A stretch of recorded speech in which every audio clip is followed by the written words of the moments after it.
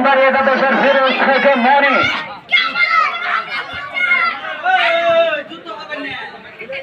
ধারাভাষ্যকার যদি কারো খারাপ লাগে নিঃসন্দেহে করার কিছু নেই। খেলার বাড়তি একটা আকর্ষণ কিন্তু এই ধারাভাষ্য আমরা জেনে থাকি খেলাকে আরো খেলার জন্য কিন্তু ধারাভাষ্য দিয়ে থাকা হয়। সেই সাথে বলতে না বলতে রুবেলের চমৎকার একটি গোলমুখী শট ছিল অল্পের জন্য লক্ষ্যভ্রষ্ট। চমৎকার খেলা প্রদর্শন করতে কিন্তু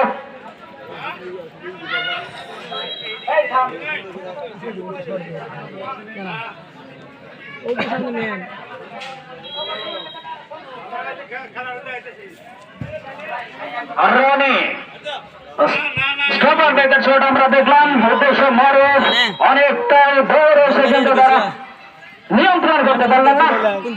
আবারও সম্পদ